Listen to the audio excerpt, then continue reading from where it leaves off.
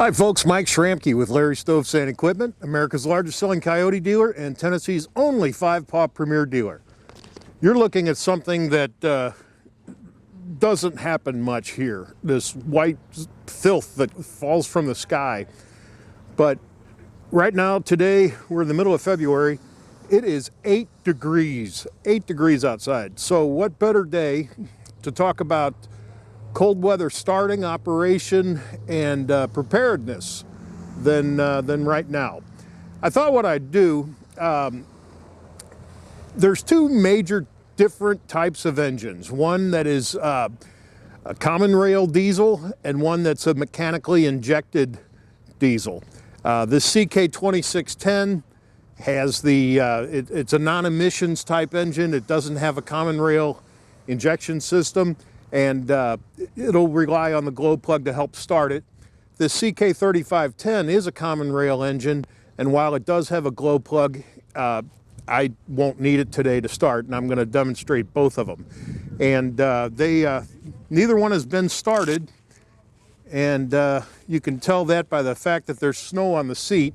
They won't start unless you're sitting on them. So let's start with the 3510. And let me start this up and show you what I'm talking about. Not that it matters, but both of them happen to be manual transmissions.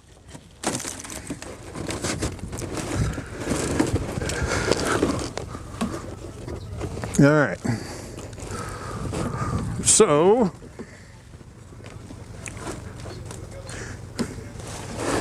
we also had 2 inches of ice. So I think that's neutral. I can't see because the ice is over the... Nope.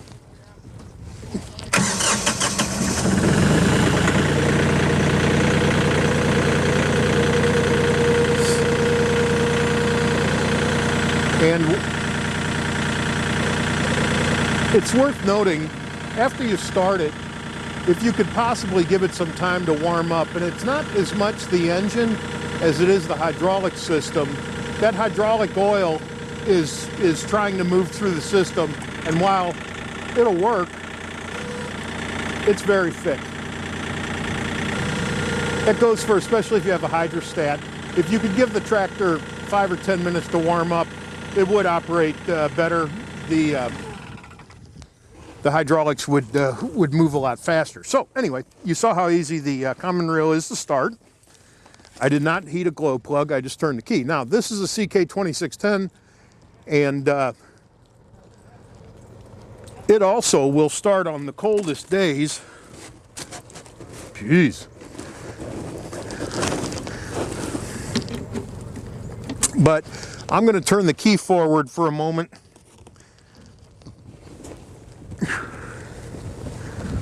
Again, I don't know if the transfer case is in neutral because I can't see it. So that was one cycle with the glow plug, and here we go.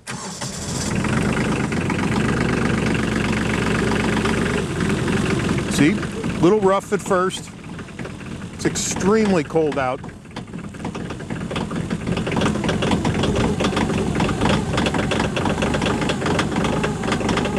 But in a second, all 3 of those cylinders will be firing.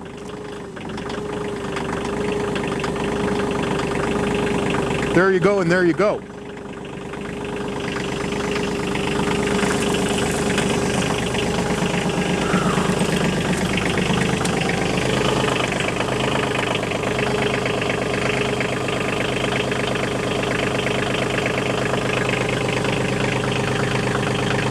And now it's very smooth. And again, if you could give it a couple of minutes to heat up, look at that. I can't believe people live like this. Ice. If you could give it a couple of minutes for the hydraulic system to warm up, that'd just be doing a nice thing for the tractor before you start trying to use it.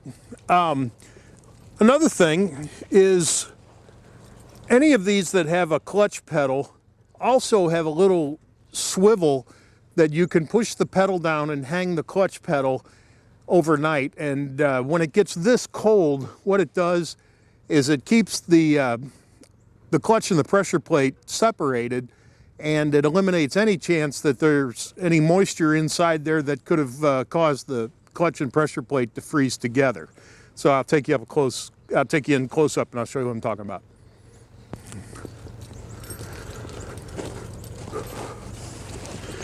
Okay, right here, you can see that we did it last night. This spring right here, if you depress the clutch by hand, put the spring out, it will hold the clutch down. And again, that separates the clutch and the pressure plate. It is so frickin' cold. Again, I don't know how people live like this, but it is so cold that I can't see any of the gauges. Steering wheel's packed with ice. But I'll tell you what, these things start. Let's look at this this CS series. This is a CS 2510. Again, no emissions, so mechanical injection. And we'll start it, and you'll hear that runs a little bit rough for a few seconds, but then it smooths out. Again, especially in a backhoe with all this hydraulics, you'd want to let the thing warm up. So.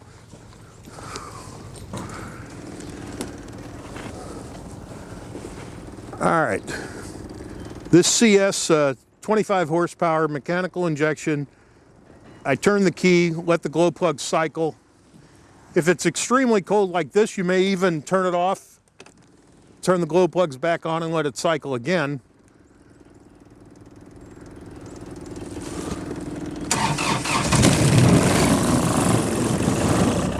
Little rough. Fired one cylinder, then the next cylinder, and then the third cylinder, and in about 10 seconds it'll smooth out, just like that.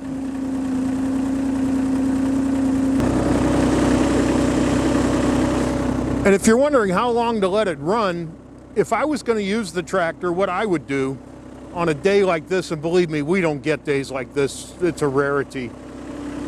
Good way to tell, when the hood is free of snow and melted off, everything's warm, everything's ready to go.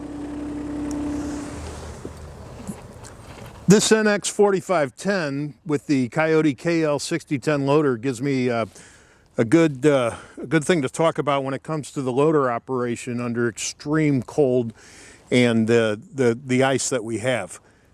Let me take you for a close-up of this joystick loader. That is ice. Now that joystick has cables inside, and you know, in extreme weather like this, it can be occasionally inoperative until it's warmed up. But let's give it a go.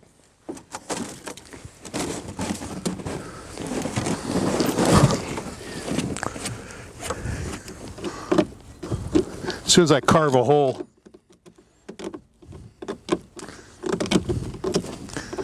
boy, we got some ice.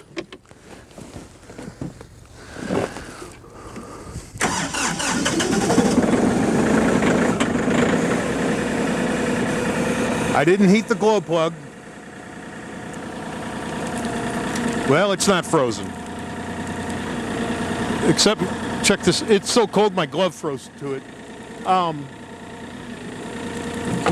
If the joystick freezes, by letting the tractor run and warm up, the hydraulic pump will cycle the fluid, as it always does, through the entire system, and it will warm up, and eventually the joystick will free itself up. You could of course remove the plastic shroud and warm it up with a hair dryer or something like that, but it's really not necessary. Just let the tractor idle for a while and everything will warm up. Like I said, by the time the hood is free of ice, everything will be perfectly ready to go. But as you saw, it worked just fine. Now let's go inside, and I'm going to talk for a couple of minutes about preparedness and things you can do for your tractor in the off-season in preparation for this type of weather. Well, I shouldn't say the off-season. In the fall, as you approach winter. We really don't get much of this down here, so this really isn't much of an issue. But I have a lot of customers in the north, so we'll talk a little bit about what you can do. A couple of final thoughts. When it comes to motor oil, your tractor came with 15W40, which is a good mid-range multi-viscosity oil. If you want something slightly thinner that may help in the winter or extreme winter colds, you certainly can, and KIOTI is fine with using 10W30 or 10W40, slightly thinner oil, which may help in the winter. Always remember that the tractor needs to cool itself in the summer and in the winter. If you're out, working it hard, pushing snow, whatever, make sure that the front of the tractor is the grill, and most especially the screen in front of the radiator, is not obstructed with ice or snow or anything else. Any obstruction of airflow will make the engine hot, even in the winter. So keep it clean. Fuel, we buy our fuel, and if I sold you a tractor, it was delivered with fuel that the supplier that we buy it from does treat for winter and uses a de-icer, because diesel fuel is, nasty stuff, and it has, it has water in it, and water freezes. So our fuel does not freeze.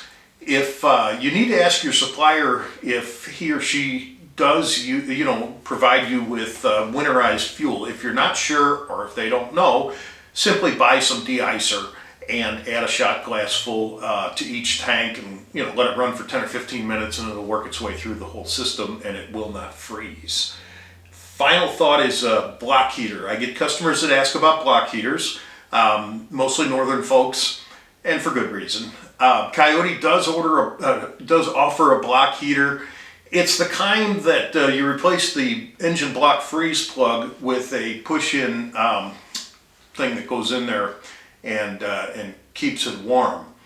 If that was my only choice, I'd be okay with that, I guess. But it's I'm not a huge fan. I just don't see any reason to add one more opportunity for any kind of a leak. I like this one. And it's adhesive. It's not very high tech. It's adhesive. It comes with some silicone. It sticks to the crankcase, and you're not altering anything. And it works great. And we buy them right on Amazon when somebody wants one. We don't sell very many down here, but occasionally I'll get a Yankee that that wants one, and that's all we do is we get them on Amazon, and I think everybody's been real pleased with them. That is it. Not the most exciting video ever, but well, I sure appreciate you watching. If you have any questions, don't hesitate to give me or give any of my folks here a call or an email. You can call any of us at 615-956-0833. You can email us sales@lsetractor.com. You could send it to me, and if you have a service question or whatever, I'd be happy to pass it along to the folks in service. Just send it to Mike@lsetractor.com.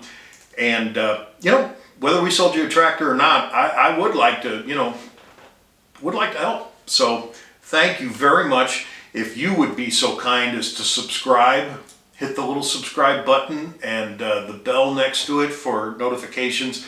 It works me up a little on the YouTube analytics stuff, and it just helps, and I'd consider it a favor.